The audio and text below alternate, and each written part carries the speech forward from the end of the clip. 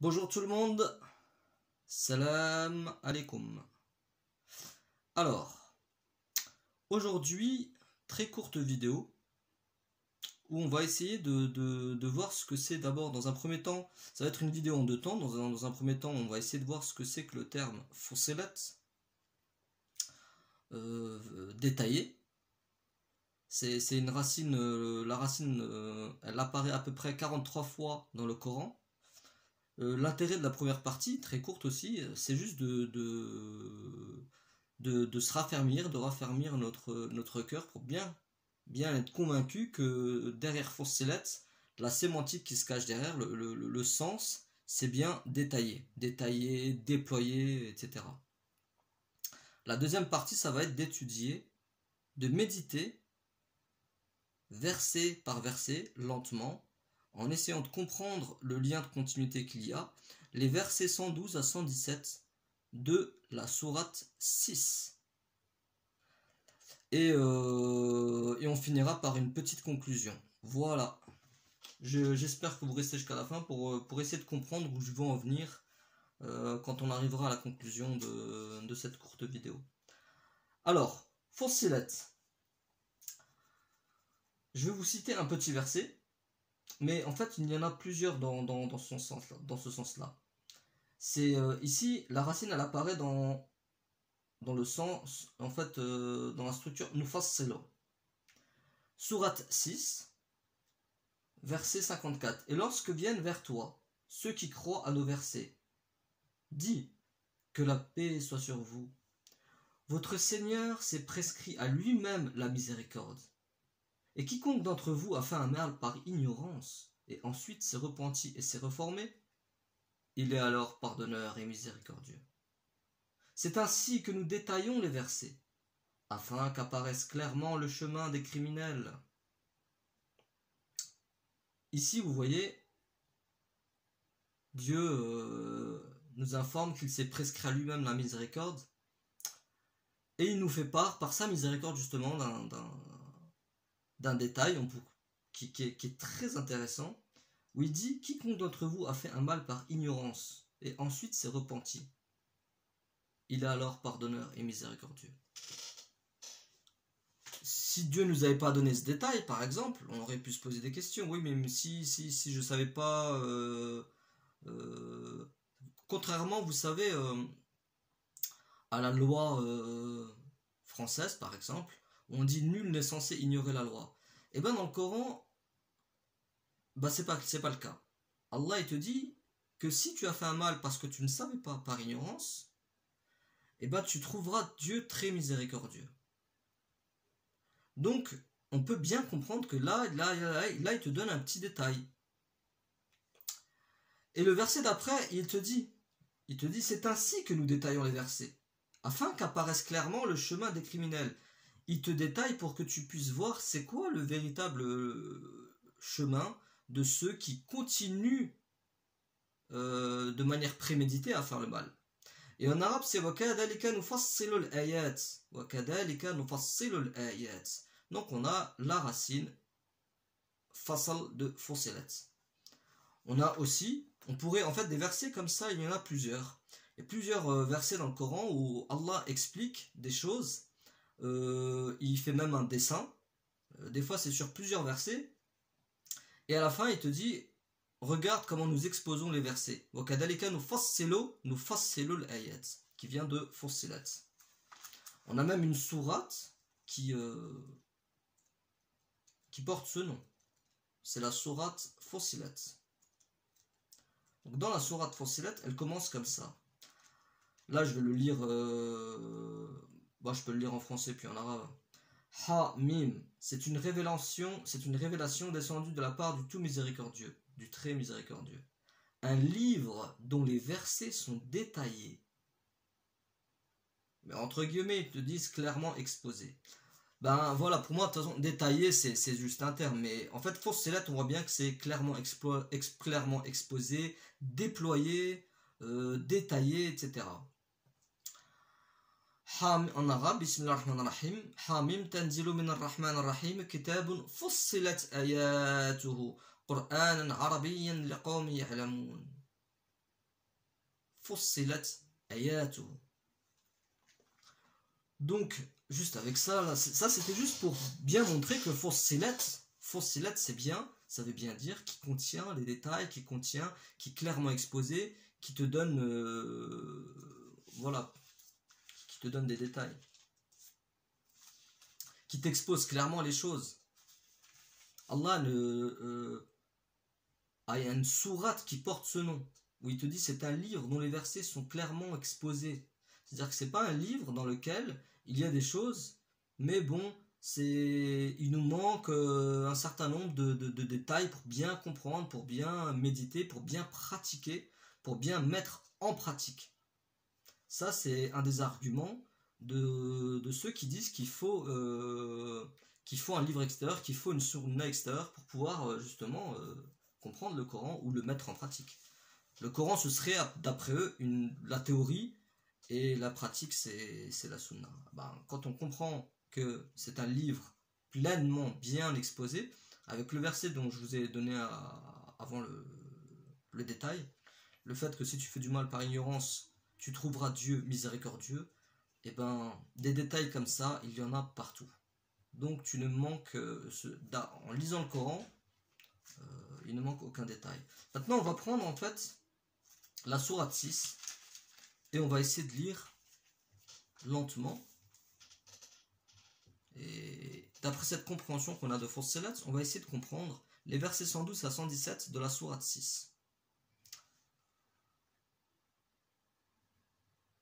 Au nom de Dieu, le tout miséricordieux, le très miséricordieux, Bismillahirrahmanirrahim.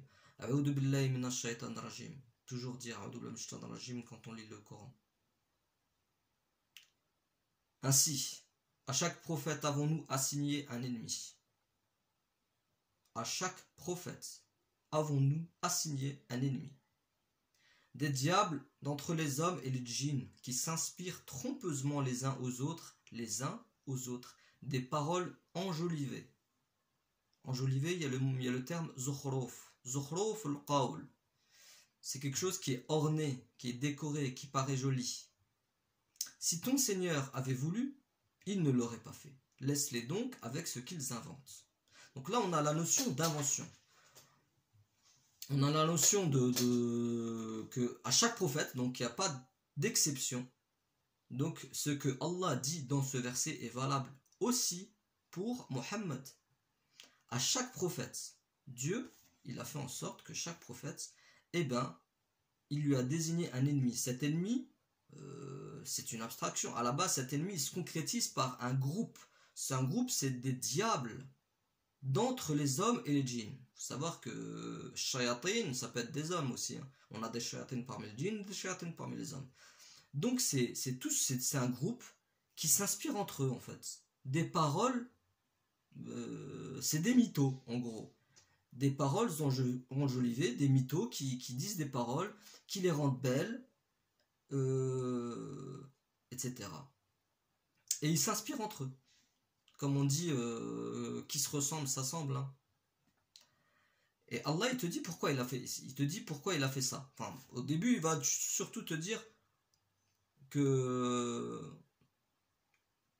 aurait pu ne pas le faire. Si ton Seigneur avait voulu, il ne l'aurait pas fait. Laisse-les donc avec ce qu'ils avancent. Donc c'est Dieu qui a voulu que ce soit comme ça. Donc posez-vous déjà, après ce verset, la question de qui parle-t-on en ce qui concerne le prophète Mohammed. Qui sont ces shayatin minal jinni wal ins qui s'inspirent trompeusement les uns aux autres des paroles enjolivées? C'est qui? Si Allah nous avertit de tout cela, est-ce que ça doit être quelque chose qui est visible aujourd'hui? Il nous met en garde. S'il nous avertit par cette... Allah ne dit pas les choses comme ça, gratuitement. Vous savez, quand vous êtes en train de discuter avec des gens, il y a quelqu'un qui va te dire quelque chose, vous pouvez lui dire ouais, c'est-à-dire où tu veux en venir.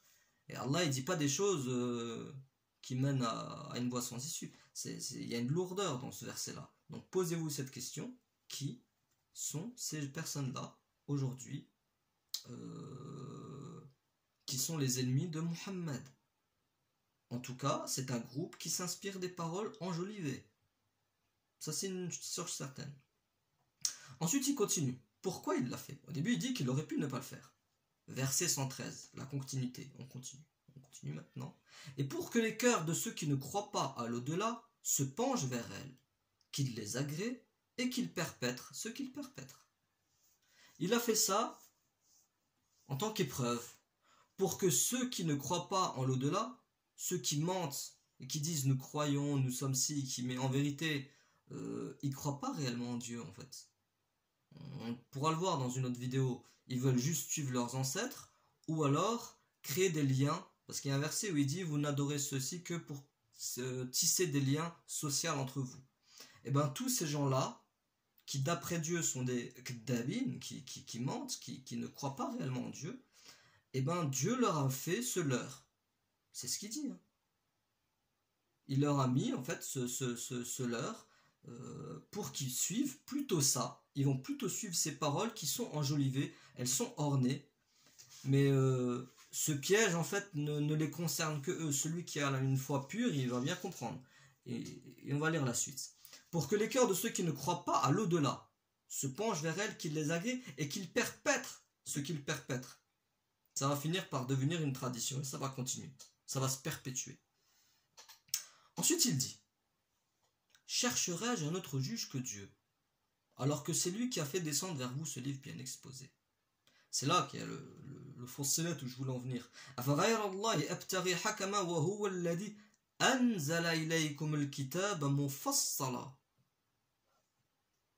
Donc on comprend, essayez de comprendre, ne prenez pas les versets en les sortant de leur contexte là. Là on est en train de parler de personnes qui sont des ennemis des prophètes, donc il y en a pour Mohammed, ça c'est sûr, actuellement il y a des shayatin min al-jinn wal-ins qui s'inspirent trompeusement des paroles enjolivées, et ça depuis l'époque du prophète, depuis sa mort, etc. Ces personnes là, elles inventent des paroles, parce qu'il te dit, laisse-les donc avec ce qu'ils inventent, c'est des paroles inventées. Ensuite Dieu il te dit, pourquoi tu cherches un autre jugement que Dieu, alors que c'est lui qui a fait descendre vers vous ce livre bien exposé. Est-ce que vous voyez le lien? Parole trompeuse, parole inventée, ornée, c'est mis en opposition avec le Coran qui lui est détaillé. Pourquoi il continue en disant ce livre bien exposé? Justement pour te dire, pourquoi tu cherches autre chose que Dieu? C'est le Coran. En gros, il est en train de te dire pourquoi tu cherches autre chose que le Coran. Chercherai-je un autre juge que Dieu, alors que c'est lui qui a fait descendre vers vous ce livre bien exposé? Mais oui, moi si je te fais, je t'écris un livre qui est un programme, je sais pas, n'importe quel programme, un programme pour apprendre, je sais pas moi, un programme sportif, etc. Si je vois que tu vas voir autre chose, je vais dire, si moi j'ai détaillé tout ce qu'il fallait que tu fasses et que tu regardes autre chose, je te dis pourquoi tu fais ça alors que je t'ai fait un programme détaillé. Voilà, ben c'est aussi simple. Hein. Et là, on a le terme Mufassala.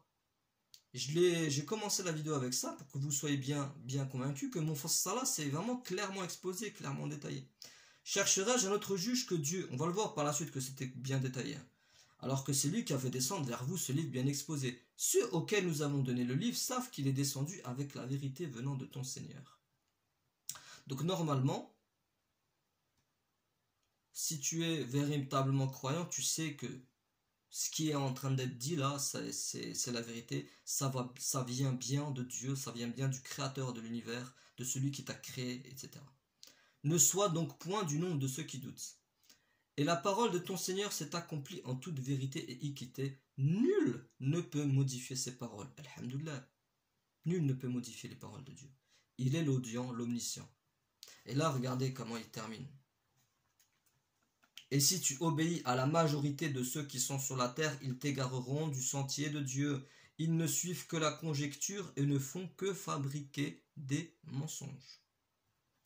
Encore une fois, est-ce que vous voyez un lien entre le verset 116 et le verset 112?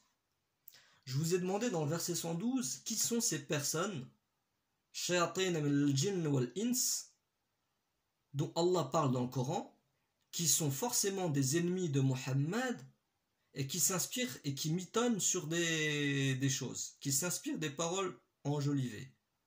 Et là, on a un détail en plus dans le verset 116, où il te dit, si t'obéis à la majorité de ceux qui sont sur la terre, bah, faites marcher un peu votre réflexion, votre méditation. Pour moi, il est clair que ces gens-là représentent une majorité. Sinon, Dieu ne t'aurait pas dit ce verset-là. Si Dieu t'informe en plus que si tu obéis à la majorité de ceux qui sont sur la terre, ils t'égareront du sentier d'Allah, ils ne suivent que la conjecture et ne font que fabriquer des mensonges. C'est bien pour faire un lien. Comme je l'avais dit, comme y a-t-il un ordre y a-t-il une révélation dans l'ordre des sourates, etc. Quand on lit une sourate, il faut prendre verset après verset. Et il y a une continuité et une logique. Le Coran, c'est pas un livre comme on a l'habitude où il y a écrit car, donc, avec, etc. En fait, tu as un verset, puis un autre, puis un autre, puis un autre. En fait, pour comprendre la continuité, il faut prendre son temps. Et il y a une sourate qui le dit, hein. Quand le Coran est récité, ne hâte pas ta langue. Et de notre côté, nous, ce qu'il faut qu'on fasse, c'est qu'il faut qu'on ait une attitude humble et qu'on lise verset après verset, calmement, lentement. Et on verra le lien. Comment toutes les choses se lient. Donc ici, après, il termine par le 117. Certes, ton Seigneur connaît le mieux ceux qui s'égarent de son sentier, et c'est lui qui connaît le mieux les bien guidés. Il est intéressante cette fin aussi. Donc qu'est-ce qu'on peut en tirer en fait?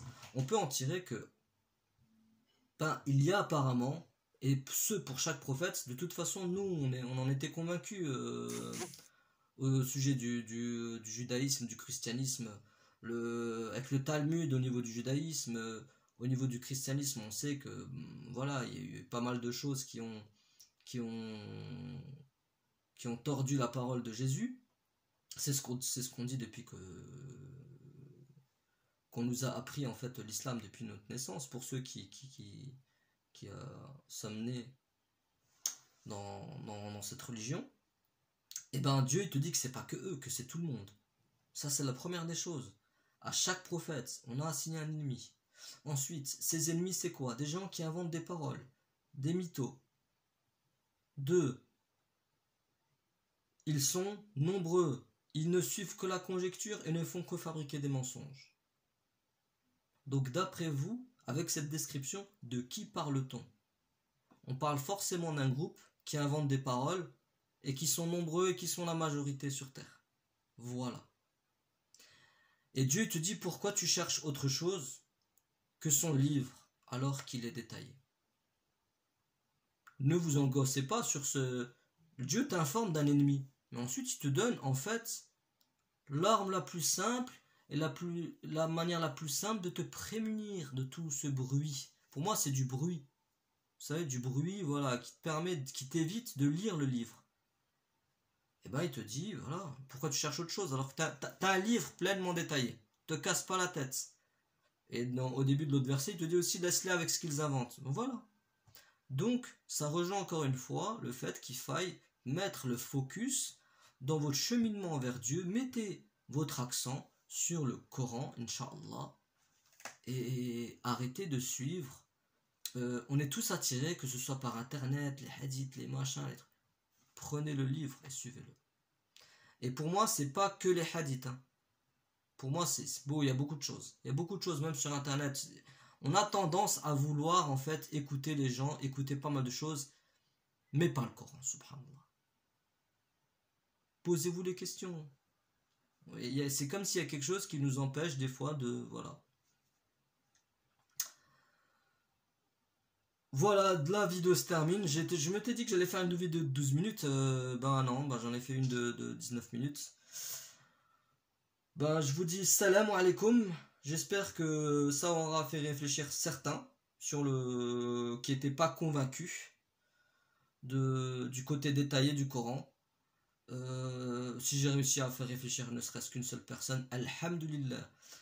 Et le dernier verset, ne l'oubliez surtout pas, c'était le 117 qui suivait. Certes, ton Seigneur connaît le mieux ceux qui s'égarent de son sentier, et c'est lui qui connaît le mieux les bien guidés. Voilà, donc ce n'est pas moi, ce n'est personne d'autre. C'est lui qui sait qui est égaré, qui est bien guidé. Voilà. Il te donne juste une recette et il te donne juste la voie à suivre. Mais ne faites pas de takfir non plus, voilà, ne rentrez pas dans l'orgueil, etc. Wassalamu alaikum mes frères.